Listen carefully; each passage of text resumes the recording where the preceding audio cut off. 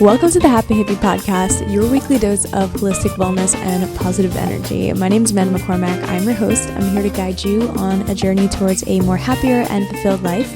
I'm a yoga teacher, a wellness specialist, and I'm basically just very passionate about helping you transform your life, mind, body, and soul. So whether you're interested in fitness, just improving yourself, or seeking more joy in your daily routine, you're in the right place. Each week we explore different practical tips, have conversations, and share new ways that you can embrace happiness in every aspect of your life. So get comfortable, take a deep breath, and let's begin this journey together.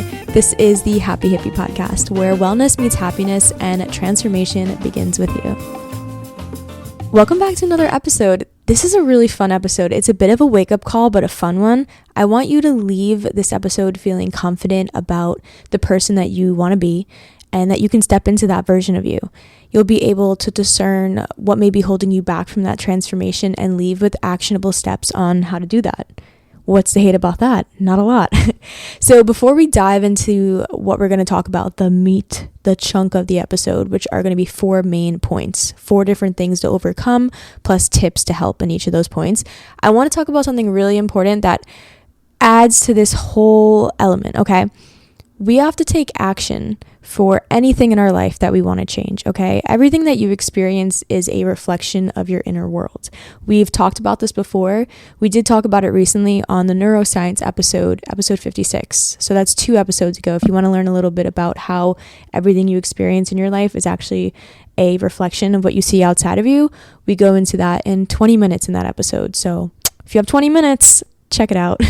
But if you've ever heard the expression, hurt people, it's true. If you find yourself judging yourself, then you probably judge other people. If you're angry at yourself, you may start to be angry at others. And again, this can be subconscious, you're not even realizing it, or you can be aware of these emotions. If you have love for yourself and you're feeling very happy with yourself, then you'll be able to give that love and happiness to other people more easily. Your current reality and what you're experiencing is just a manifestation of what's happening inside your brain, inside your heart, your inner worlds. It's also a manifestation of where your comfort zone is. So if you ever want to check in with yourself and see if you're pushing yourself outside of your comfort zone or not, the world around you is a mirror of what is comfortable for you. So if you're looking into your reality and you're seeing things that you really don't like, if you want to change a little bit, it might be a sign that you need to step outside of your comfort zone, or you need to build a new familiarity that aligns with what you want. Because when we step outside of our comfort zone, that's when things change. And I like to be really nice on this podcast. Sometimes some of these topics, I'm like, I gotta deliver them in like a nice way. But the basic truth is nothing changes until something changes in your life. So again, nothing will change in your life until something actually changes. And I know that sounds simple and kind of cliche, but if you're kind of sick of the current life you're living, or a small aspect of it, you're living it because it doesn't align with what the reality of what you want to live. If something's off and you're not enjoying it, that means that you have a reality that you're holding in your heart that's not aligning with the one that you have right now. And you can make a change, and you need to make a change if you're uncomfortable with something in your life. And nothing is gonna change unless you take charge and make that change. So taking a leap of faith isn't just about action. It's not just about doing something. It's actually more about the beliefs that you hold inside of you, because actions will mean nothing if your energy and beliefs are very misaligned with what you want. So we're going to work from the inside out, focusing on changing the beliefs and the perceptions that you have so that when you take action, it'll actually be worth it, okay? So this whole episode is about 4 ways that we hold ourselves back in life. And more importantly, how we can break through those barriers, how we can change these beliefs under the surface so that when we take action in any area of our life, this can be something very small like starting a new habit, or it can be something big like uprooting your life and doing something totally different. You can use these same techniques. These are 4 common things that I experience these myself. When I write these episodes, I reflect on myself, but I also reflect on what I see in the world, who I talk to, what I listen to, clients I've worked with. And I've noticed these are 4 things that people tend to put up this little barrier. We put up our own little box and kind of box ourselves in, but we can learn and become aware and take action to knock down those boxes, and it'll just make life much more easier for us. So let's dive into our first major blockage, which is the fear of being seen, the fear of judgment, the fear of perception, they're all interlinked, okay? So you may resonate with this or you may not, but it is common that humans have a little bit of this in us. And there's actually a biological reason why. So our brain in general, most of the things we do in life are for, well, a mix, because we have like two different big segments in our brain. One of them is old. It's like our old brain, our limbic brain. Different parts of our brain, like the amygdala and things like that, helped us survive. And we've evolved, as we know, I hope. We've evolved from beings that were in like caravans, nomads, and we were basically like hunting things, hunter-gatherers, and we survived. We evolved, and our brains grew, and we were able to take on different aspects of life, and life changed. But we still have that segment in our brain that is very wired to survive, because we are animals. So we have that survival element in our brain. And this is the reason for like a lot of our problems in life, honestly, because society today is not a nomadic tribe. And a lot of our fears and instinctual behaviors come from this part of our brain. So like I said, the fear of being seen actually stems from that too. Our survival segment of the brain is very wired to seek acceptance from others. That's like in our code, okay? So this can make being different, pushing the status quo, or being visible in general, like standing out amongst a crowd of people, feel threatening. And not to everybody, but it's wired in us more so than not. This pattern exists in our brain, and we feel this way, like in our nervous system, that it's kind of scary to stand out, because if we were to stand out and do something different and do something that our tribe didn't like back in the day, they'd kick us out. We'd end up in the snow by ourselves with no food, with no clothing, with no gear to hunt, and we could die. So our brains have evolved to think about standing out and being yourself, because being yourself and standing out and being visible, and this can stem with posting online, putting yourself out there, being really outgoing, making new friends, talking to different people on the street, things like that can seem a little scary to us under the surface, because our brains are wired to think, girl, if we do that, we're going to die. Even though we know that's not true, it's in our genetic code. So again, we do these things because our body wants us to stay safe. So we'll play small. We want acceptance from others. We're wired to seek acceptance from others. That's why you notice a lot of people, especially young people, and not a diss to young people and kids, but I mean, you notice this example of behavior a lot more in, for example, middle schoolers.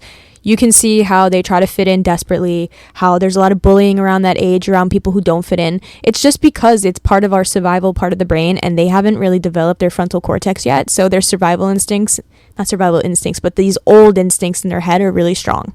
So that's why you see a lot around the age of like 12, people bully each other, or if you try to do something new, like you get made fun of. You can see this literally online with like the tweens in the comments on like TikTok. They're the ones probably leaving the most hate comments, because they see something that's different and they immediately point it out, because they're wired to think that. And you wouldn't associate that with safety, and they don't associate it with safety, but we evolved to prioritize safety, quote unquote, over standing out, so that we don't get kicked out and die. So when we're doing our own thing, we're doing something unique to us, something that might maybe draw attention, we're wired to like put it away, you know? We have to like be very compassionate about these things when it comes to working on improving ourselves, because we have to remember these are just primal things. It's a primal fear that we have. Our body's just trying to protect us. So we can work to change this wiring and do it from a place of like grace. Know that anytime like these things come up in life when you have a resistance, a lot of the times it's just stuff that's really hardwired in our head, and we can work to change it, like I said, but look at it from a little place of compassion, okay? So I actually think once we work through this fear of being seen, now I'm going to give a bunch of examples, because you may be listening to this and again, you may think it resonates, but you may also be like, I'm not afraid of being myself and standing out. Well, one of the biggest ways that fear actually manifests, because again, this comes down to fear. We're trying to protect ourselves. Something comes up and we want to like hide from it. One of the biggest ways it manifests is through perfectionism. And when I found this out, it really hurt. It really hurt, because it helped me in such a good way. I was doing it so much. I had no idea about this. And I knew a lot about perfectionism, and I've listened to podcasts in the past where people were talking about getting over perfectionism, but I never approached it from this point of view, where perfectionism, it's not just about having high standards. It's the belief that if something isn't perfect, you're going to be judged for it. And if you're judged for it, then you're going to be rejected. So fear of rejection is actually where perfectionism kind of stems from. And we don't want to be rejected, so we do everything we can to perfect our work, our appearance, etc. And sometimes we don't even do the work. We don't even get to do the work because we're waiting for the perfect time or the perfect conditions, whatever that may be, to even get started. I've seen that so many times in my life. For me, it happens with honestly, posting on my Instagram. You'll notice, hate to give myself up here, you'll notice periods of time where like I stop posting, and I usually, because I'm like, oh, I want to put this up first before I post that, or I want this to look a certain way and I don't have time to do it today, so I'll do it tomorrow. And then I end up not posting for like 2 weeks. Podcast episodes too. Honestly, I'll come up with so many ideas and I want them to all be perfect that I don't put them out, because I guess when you backtrack that, it's a fear of me being afraid that I'm going to put something out that's not good, because if I don't spend as much time as I'm thinking I need to spend on it, or enough effort writing this out or something, that I'm going to put it out there and people aren't going to like it and I'm going to get rejected and it's going to bounce back in my face. I don't think that way. Like, I really day to day don't think that. But when you like write it out and journal it and dig deep, I'm like, oh, that's actually the reason. Like, I'm so fearful of putting something out that's not perfect that boom, I don't do it at all. And like I said, this is like something that comes in and out of life. I go through phases where this isn't really a problem, and then I go through phases where it comes up a little bit more. But like I said, posting on Instagram on my regular account, I noticed maybe when I was in college, there was like so much effort trying to be perfect with things like that. It could also be with working out. Telling yourself that you're going to start working out once you get this cool outfit in the mail, once you start getting workout clothes that fit you, then you'll start going to the gym. Or you're going to go to the gym once this quarter's done with work, you'll start doing that. Even it could be like waiting to ask somebody out. You're going to wait to ask somebody out until you look this way, or you're more confident, or your job, blah, blah, blah, or you have more money. Going on a trip, you put it off until this, and this, until the kids are here, I'm doing this and that. Even buying clothes. It can be so many things that we just put off because we want to be perfect, but in reality, we're scared that if we take the leap right now and it's not quote unquote perfect, we're going to get rejected in some way, that it's going to backfire on us because we didn't put all of our effort and all of our things around it to be perfect. It's going to come right back in our faces and we're going to get rejected in some way. So we work on being perfect so that we don't actually have to do the thing and don't have to get rejected. So perfectionism is almost like a form of self-abandonment. We do it to feel safe, and we feel safe when we don't put ourselves out there, when we're here, what we have right now, because if we try something new, it can come back and we get rejected. And then we're basically just having a fear of rejection, but it's masked up as perfectionism. Have you ever noticed that sometimes, I'm saying have you ever noticed, but it's something I do, that you might self-sabotage right before something good is about to happen or a big breakthrough? That's literally perfectionism trying to keep you safe, in your comfort zone. So same thing with me, like I'll be posting so often and I have like all this good feedback and I'm getting more messages from people and I'm connecting with people, and then all of a sudden I stop posting, and it's because my body's trying to keep me safe. It doesn't understand like what's happening in a way. You see it in relationships a lot. Like I've seen it, you see it on TV shows. Like the number one thing I do is like evaluate stuff on TV shows. If you watch Love Island is like the perfect psychology study. You can see when things are starting to work out between people and they either believe they're not worthy or they're going to mess it up, they just pull back so fast and they like cut off the whole relationship. If you can even call it a relationship, it's been 3 days. But you know what I mean? It's like you can see it in action in so many different ways in life. Even in film, a lot of plots in film, you can see where somebody is like getting really close to something and then they self-sabotage in some way, whatever that may be. Something that's just helped me in general is showing up with whatever I can with consistency, okay? Focusing on progress, focusing on doing a very small thing and doing things that align with the type of person that I want to be in the future, instead of focusing on posting like the best thing ever, just let me post something tiny. Let me just take a step in this direction because that's what like the best version of myself would do, okay? So let me just go for a walk today. If it's all I can do, I'd rather go for a walk than put off not moving my body all week because I don't feel like perfect enough to go to the gym. Whatever it may be, taking these little steps, your fear might not disappear in one night, but when you're making this sort of progress, it can help you overcome it. And I find that's also how habits and hobbies are built. So just taking little steps when you can, because being seen and doing things, and being seen can be just showing up in whatever way you can. It's one of the most powerful things because that is what allows opportunities in your lives. When you're holding yourself back, when you're almost hiding from these things, we're actually preventing others from connecting with us and opportunities from coming to us because we're holding ourselves back where we are. Now, a way that I would like to reframe this is, I thought about this like once or twice and it has helped me. So let me kind of get through the scenario. If you hear it at first and have a resistance, I'll explain a little bit about it. So thinking about the idea, what if hiding your true self, your most authentic self, doing the thing, posting this thing, showing up here, taking that job, asking this person out, whatever. What if it's actually very selfish to do that, to not do it, to like stand back and do perfectionism and not do anything and self-sabotage? What if that is actually selfish? Stay with me, because every time that you dim your light, because that's what it is, you're dimming your light when you're not showing up as yourself and doing what you really want to do, and you're holding yourself back in some way. You're not just doing a disservice to yourself, but you're denying other people their permission to like shine, because everything that you do has a ripple effect. And that's something that kind of keeps me going with like this space where I show up and I put myself out there, and it's very vulnerable for me to like share all this stuff, and I have to like put my face like all over the internet and do all these things. And even though I have like a smaller community that I love, it's still something that I need to remember that I'm not just doing it for myself. Like, I really am not. Everything I do has a ripple effect. And same with you. Everything that you do actually extends far beyond you. So you're not only doing a disservice to yourself if you reframe it this way, but you're doing a disservice to others by hiding yourself and hiding what you can do in your projects and what you can put out there. And you end up being seen for someone that you're really not, or someone who's just like a micro expression of your true self, which it doesn't feel great. There's still some areas in life where I'm working on this. So like, I know that, where I'm like, that's not actually really who I am, and I want to like shine more in that area, but I find myself holding back, and I'm doing what I said, where I take like the baby steps to get there. But when you show up as your full self, whether that's being more outgoing, whether that's sharing your art, recording yourself, or just like simply expressing your true opinions, you create an invitation for others to do the same. People get very inspired when they see people being themselves. Think about the people that you follow online. Think about people in movies, like whatever you can think about as someone as an inspiration. They're being their truest expression of themselves, right? And that inspires you, whether you know it or not. It's not about ego when you're holding back on these things. It's about service. If you want to reframe it that way, that has helped me a lot overcome things, is knowing that it's not only helping me, but it's helping other people. And the more visible that you become, the more like opportunities will flow your way. But most importantly, you're just going to feel better. You're going to start feeling fulfilled in a way that's almost impossible, I would say, when you're hiding. And I know this because, like I said, I'd be living it too.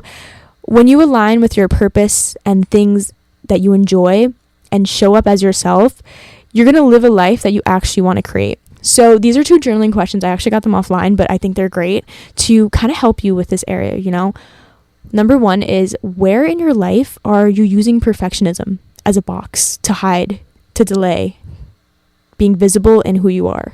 So where are you using perfectionism to kind of like dial back and hide your true self?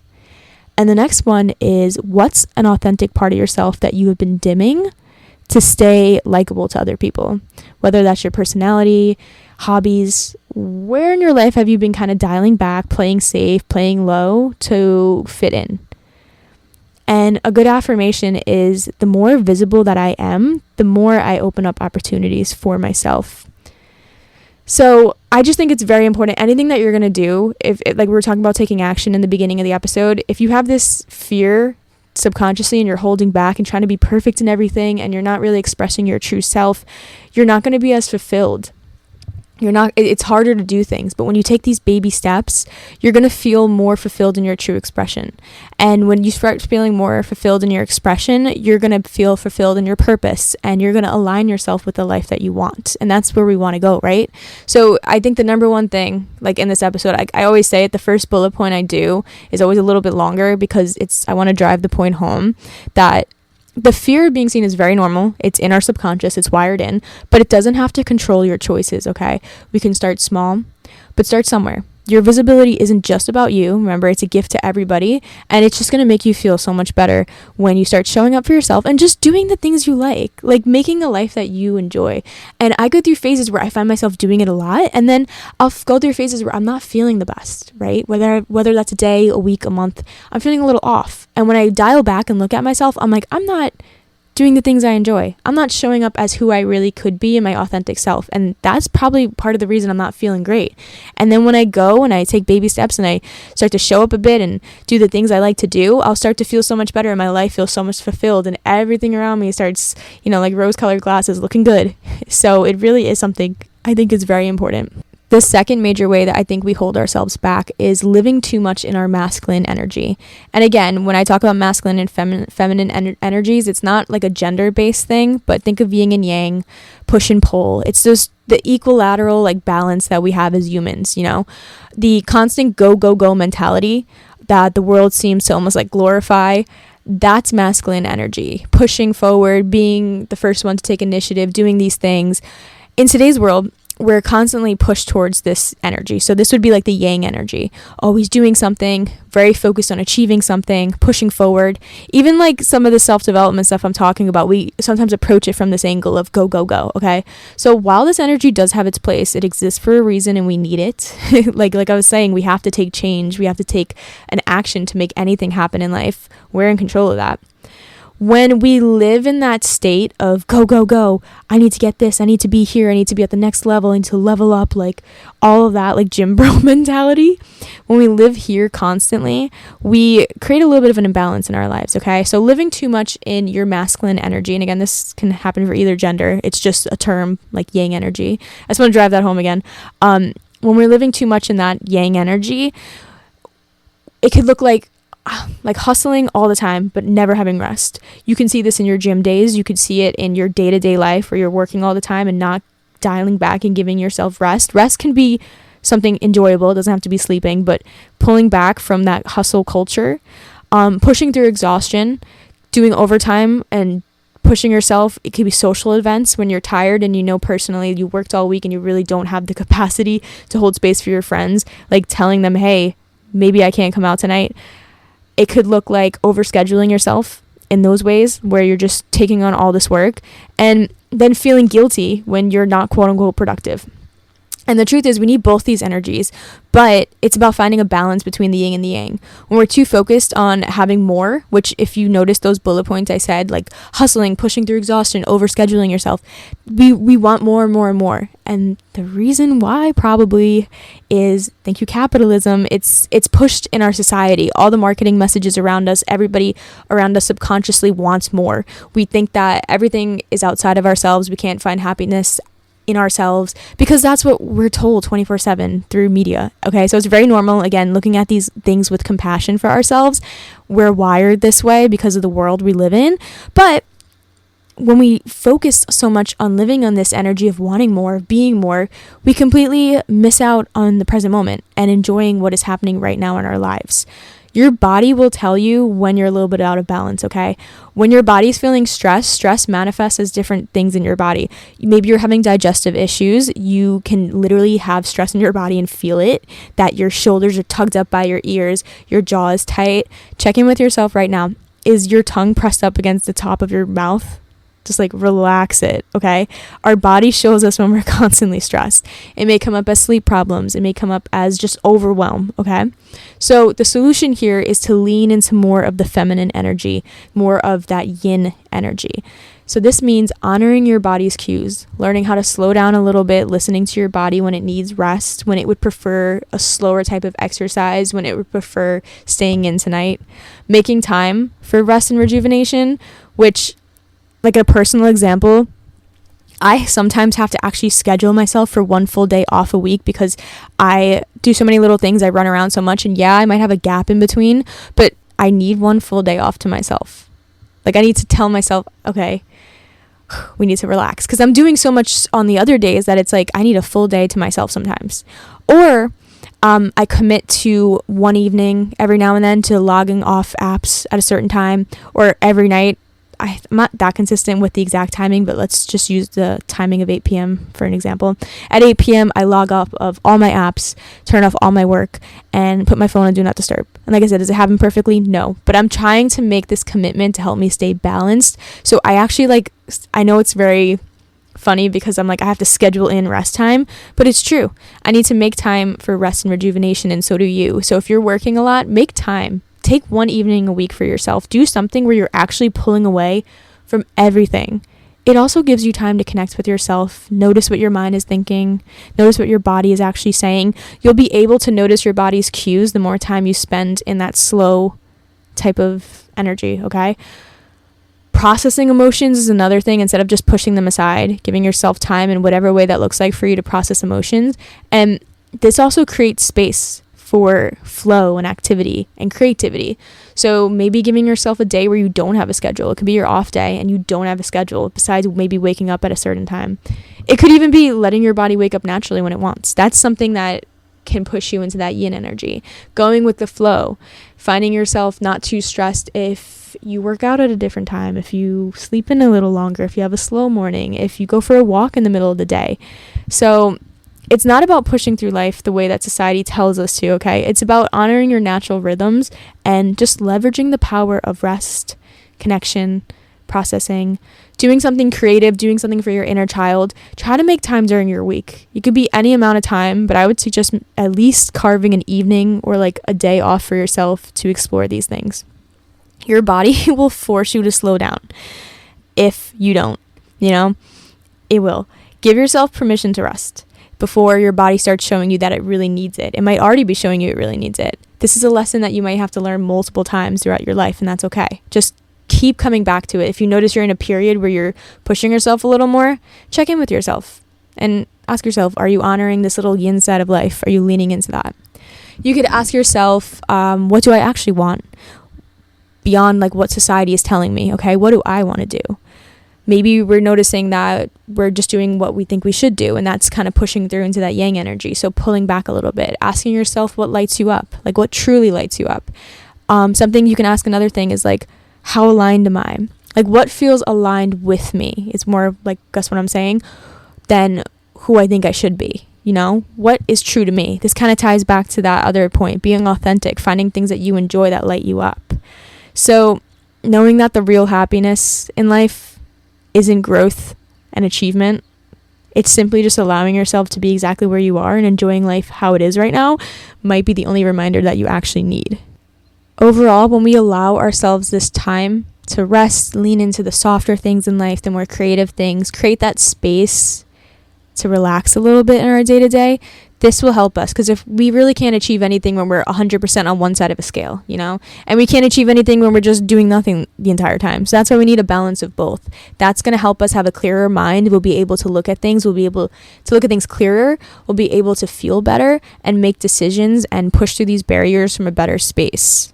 Okay, number 3, we're going to talk a little bit about the third major blockage, which I like to call it the victim mindset, and how we can transform our victim mindset into an abundance mindset. And I think it's very crucial because this changes how we experience life and what opportunities we attract.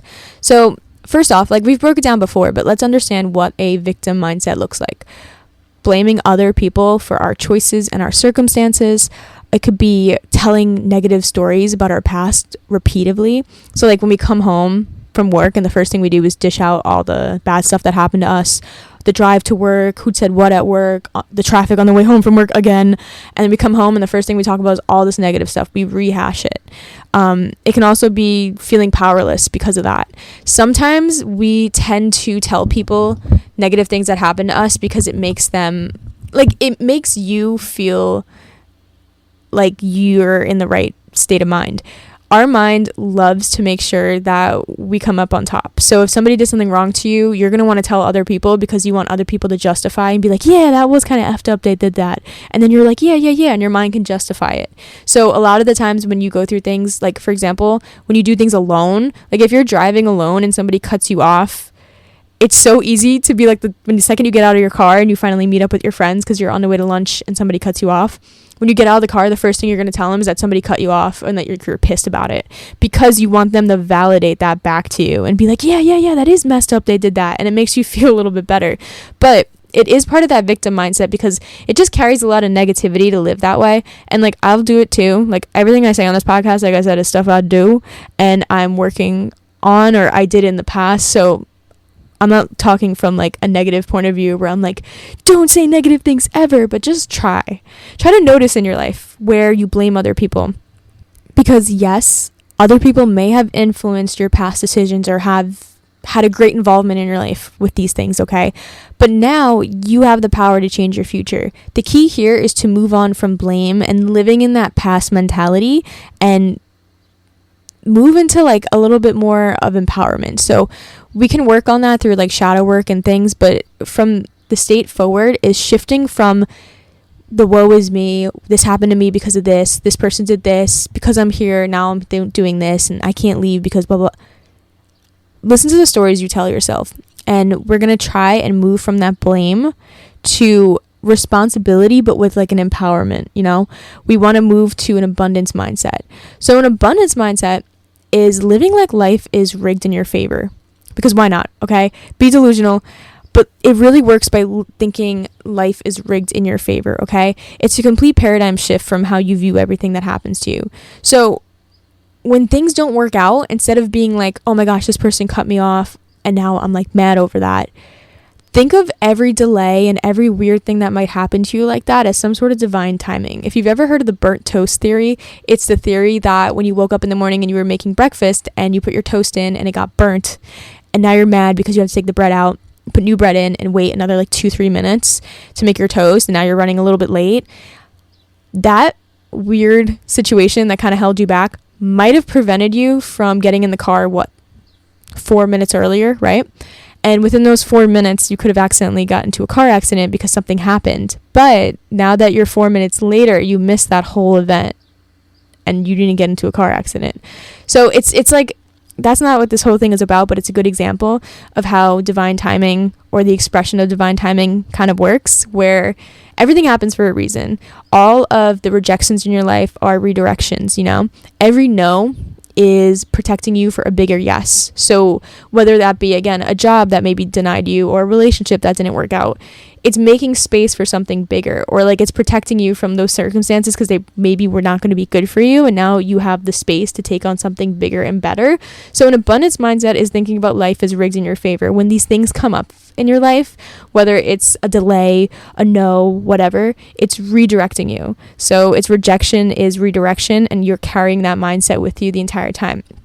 You operate with a bit of certainty. You operate with a bit of trust in the universe or whatever, because this allows you to detach from things. When you have a certainty that things are going to work out in your life and that everything is happening for a reason and you're heading in a good direction, it allows you to pull back from attachment.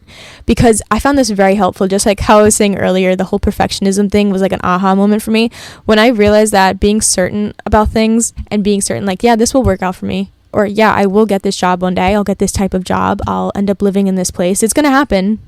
And you can detach from it because you know it's going to happen, and you could go through your life just being certain about that thing. When we feel the gap between where we are now and where we want to be, and there's a gap, we hate the feeling of that gap, that lack, that we don't have it. So we try to cling on to it as hard as we can, and that's attachment. And that's why things don't work sometimes. When we're so attached to something, you're going to grip onto it because you have a secret belief that it's not going to work out for you, and you need to sink your claws into it, or else it's going to slip away from underneath your hands. So that's where attachment comes from. So we want to pull back from that attachment. We want to detach from things, and detaching from things is so much easier when you're certain that things are going to work out for you, when you're certain that life is rigged in your favor and things are working out for you all the time, and you don't even understand the ways that it's working out for you, but it is. So that is why having certainty and operating with a place of certainty about who you are and your worth and everything in life is a lot better, because it can help you detach. And I felt like it helped me release so many things in my life when I was like, you know what, you're right. Maybe I wanted to go that direction, and maybe I could still go that direction, but the path I was on wasn't the right path, and I'm just going to find a different path there, and it's probably a better path, much more scenic path. So the power of certainty can't be understated. We can use phrases like, of course, I'm worthy for this job, or I deserve to make this amount of money, I'm worthy of rest, if not this, then something better. Little phrases like that, you know? Just knowing that there's more than enough for you and everybody is going to really help you out. 2 techniques I like to use. I actually just posted about these this week on Instagram and TikTok, and they did pretty well. Not to toot my own horn, they did pretty well on TikTok. They're 2 visualization techniques that can help you kind of snap into the abundance mindset, and also help you kind of direct yourself where you want to go so that you can release that attachment. So the first thing I like to call is like a concept, living as her. So this is about embodying your highest, most abundant self right now. I've talked about this like in so many episodes, maybe for the past 2 years, like I really have. Visualizing who you want to be, seeing your future self, laying down, sitting down, closing your eyes, seeing the person that you want to be in the future doing what you want to do, okay? This person is very magnetic. They're very abundant. Now you're going to look at them and you're going to ask yourself, how do they move through the world? Is that version of me that's like super successful and cool, is she really stressed out? Is she trying to control every outcome ever? Probably not. She trusts that things are going to work out for her, you know? She focuses on what is in her power, what she can do. She's very grateful. She's the type of person who does this, this, and this, you know? And you can work and plug in the habits and the hobbies that you want to do into that version of you and then kind of work backwards from that. You can ask yourself how she walks, you know? I literally do this. I might sound insane, but I'll be at work sometimes and I'll notice like my posture is a little slumped over and I'll be like, girl, that really cool, rich, popular, cool, successful version of me, she has good posture. And then I immediately like pull my shoulder blades back and I'm like, you're right, she does. And I start walking like a lot cooler. She moves with like intention, you know? When I walk into a room, I don't know why. It might be because I'm from New York. I have a tendency to look down and like look away from people. But I think of that really cool person that I want to be. And I'm like, well, she's very sociable. She makes a lot of connections. So she would make eye contact. Okay. And then it encourages me in the moment to shift and make more eye contact. So I'm actually making these decisions every day, thinking of this future version of me and then working backwards. It's a really cool technique. Yeah, I don't know. It just makes, if I feel like awkward or not confident, I'm like, no, this person, this version of me, like she knows that if she enters a room, like she belongs there, you know?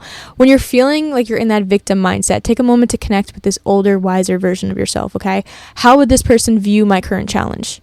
You know, would she learn from it or would she sit there and dwell on it and think about the past, you know? From that perspective, from the perspective that we were just talking about, it's all a part of the journey because she knows that certainty is there for her to help back her up. The next thing I like to use, this second technique, is called the older self method. I guess it's called that. I just made it up right now. But I got this method off of like a TikTok a while ago. But it's about connecting with another future version of yourself. But this time, connecting with, like, let's say the 80-year-old version of yourself, okay? So if you want to bring more gratitude and abundance in your life, like right now, you can do this, and I swear you're going to feel so much more grateful for who you are and attract so much more abundance into your life in like 2 minutes if you do this. Pretend that you just time traveled back into this present moment from like your 80-year-old self. Think how happy that version of yourself would be to move your body so fluidly, to breathe, to see all the people that you're seeing right now, to eat the foods that you're eating, to take risks, because maybe you didn't take risks and that person has been thinking about it for 60 years and they're immediately now back in this body and they'd be like, oh my gosh, I want to try this. I want to do that. I want to make a chance to change this. I love thinking from that person too. So sometimes I'm like exposing myself. I feel like I sound like a psycho. I could be sitting like at the store and I'll be like, my 80-year-old self, my 80-year-old self just came back into my body. And she's so appreciative. I'm going to be so nice to everybody I talk to right now because, like, I'm so happy to be here. And this isn't like a weird toxic positivity technique. It's about consciously choosing to see life as it's happening for you, okay, and not to you. Every time you catch yourself in that victim state, pause and ask yourself, okay, how would my most abundant self handle this? Or how would my older, wiser future self want me to respond to the things that are happening right now? But you also really have to remember, I think, number one, just because everyone around you doesn't believe that they're worthy or enough or they're going through their own issues, it doesn't mean that you have to adopt the same mindset, okay? Some people will try to use like realism or something to bring you back into this moment, and you don't have to snoop down to that level, okay? Just because they're thinking that way, and to be honest, maybe they're not that happy, doesn't mean that you have to do it too. Sometimes being different and choosing an abundance mindset and just feeling happy where you are, where others may lack, is exactly what's going to set you free and make you different from that. And why wouldn't you want that? Don't let other people tear you down. We finally made it to the fourth and final point on something to overcome.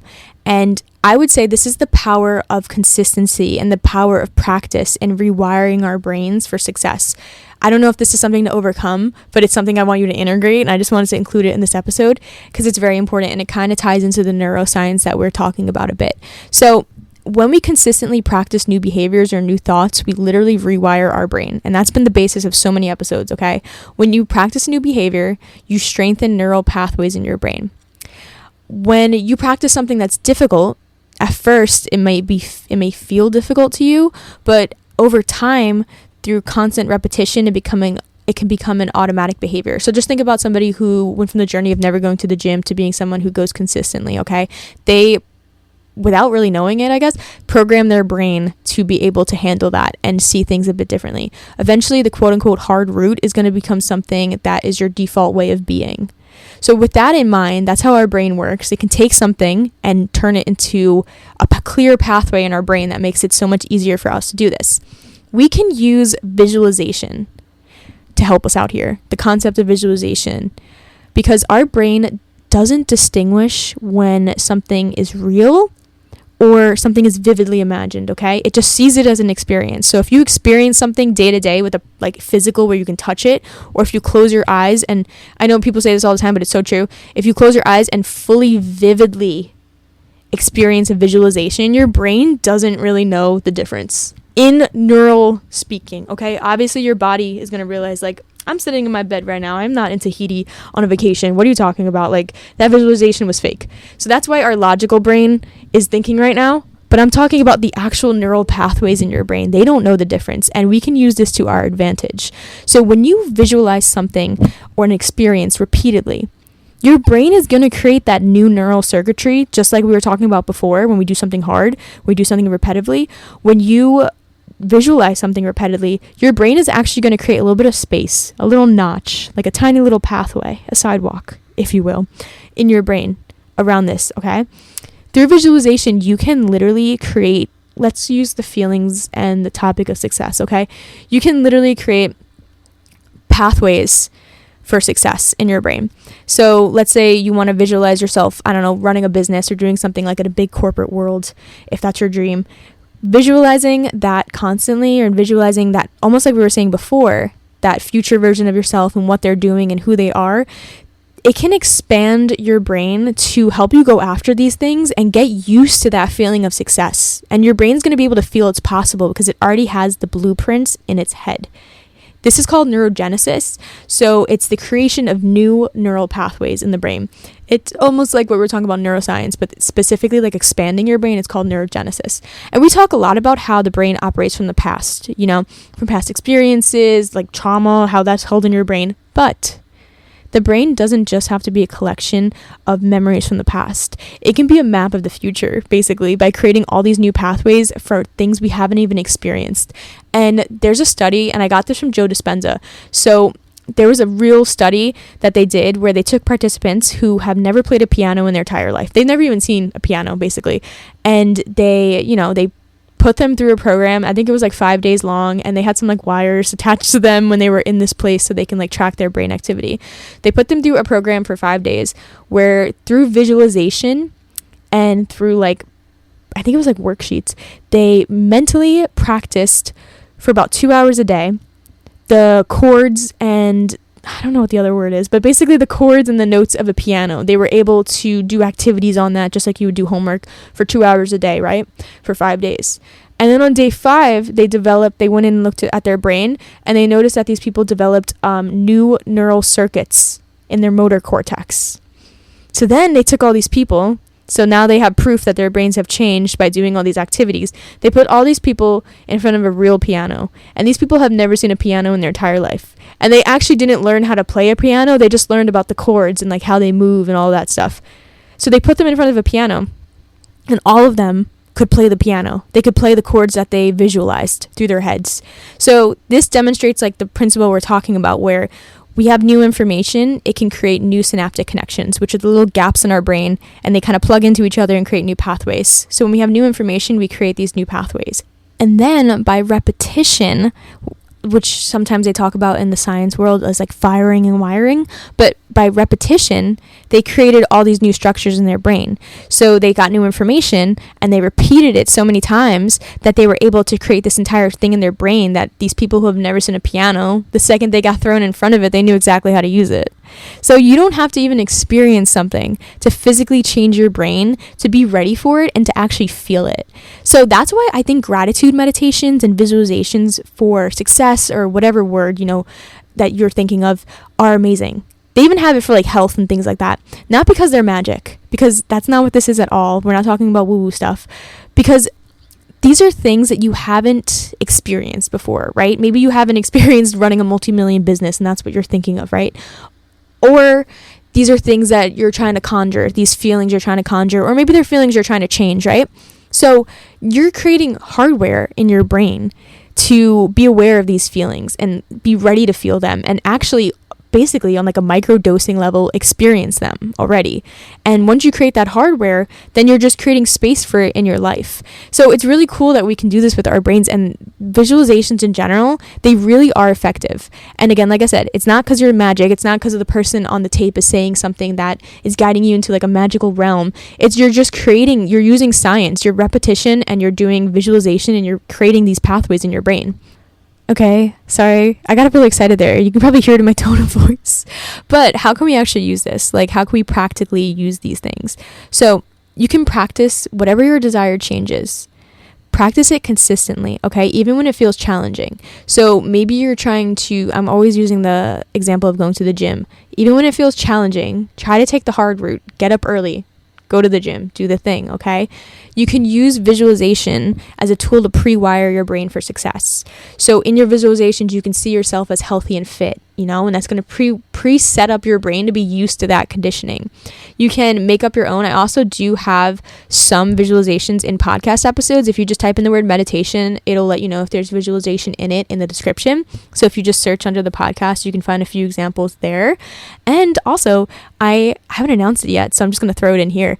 But I'm creating a little bit of like a membership portal kind of thing, which is going to have full yoga videos. It's going to have visualizations and other tools to help you transform your mindset. So that's coming I'm hoping late summer. Stay tuned for that. I'm going to have tons of visualizations based on literally neuroscience to help you out in a lot of different departments. You can join my newsletter, or you can just stay up to date and follow me on Instagram to see when that launches. My Instagram is Happy Holistic Hippie. So stay tuned with that. But again, just doing visualizations in general, they will help you pre-wire your brain. And going back to that first point, trusting what feels difficult now will become natural through repetition, okay? So again, if that's getting up early, if that's working out, doing a meditation, studying, the key is perseverance, okay? So every time that you practice, whether it's a new habit, a mindset, a skill, you're literally building that architecture in your brain. If you want to think of it like neural architecture in a sense, for your future self. And this way, when you make decisions and you make choices, you're already set up for it. Like it's literally already wired in your head. So that's why this is such important work, because it can really help you make any decision because it's already in you. So those are the 4 major things that I think, like blockages, barriers that can hold us back from having a very authentic, fulfilled life and making a good change that can change everything.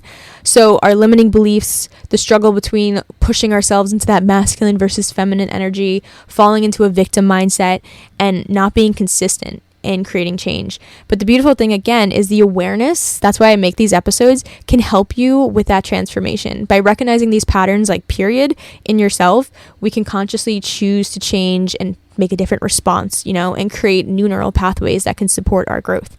So it's never about perfection, as we know. I said that for 10 minutes today. We were talking about perfectionism, but it's about progress, okay? So every small step you take towards addressing these blockages is what's going to help you bring you a little bit closer to embodying your higher self. The key is just to stay committed in your growth, but also being gentle with yourself along the way when you need grace, compassion. Those are definitely words that we should keep with us through all of this work. That is basically it. I do have 2 little announcements. So again, I mentioned in the past few episodes, we're going to have some merch dropping. I decided what we're going to do. So don't worry about that. I got everything kind of in its workshop phase. We're almost there. It's going to be launching at the end of June and July. I just got to put some finishing touches on everything. And then additionally, like I kind of mentioned it earlier, I'm going to be creating a little bit of a community space, like an online studio, launching later this summer. So it's going to be a little space for connection and growth. I'm also going to have some weekly YouTube videos coming up soon, whether it's a full yoga class, a meditation, a full visualization like we were talking about, or just like a short chat, kind of like this podcast, but like under 10 minutes. So if you want to stay in the loop about any of these upcoming things that can definitely benefit you in your journey, follow me on Instagram under Happy Holistic Hippie. You can also join my mailing list. I'll put a link down below. And if the link's not there, it's because I'm working on changing the host of my mailing list. So it should be up. If you're listening to this on like the first day or two, it may not be up. But if you're listening to it, hopefully by like day 3, it's up. To stay informed and know launch dates, other exclusive information. Yeah, the weekly newsletter is going to be really cool. It has like motivation. We're going to do like an oracle card pull. You'll find some more nourishing content in there to support your journey. But thank you so much for being a part of this community in general. I love it. I feel like we're creating something really special together, and I hope you can get something out of this episode. If you can, share it with a friend, let them know, because I feel like this, like I was saying, it's a ripple effect. Maybe you can have some part in giving this to somebody else. And then it also helps me out when you share the episodes, because I can create more content with more people learning from it. Yeah. Make sure to leave a review on whatever platform you're listening to. I really appreciate it. It's like an energetic exchange. And have a beautiful rest of your day.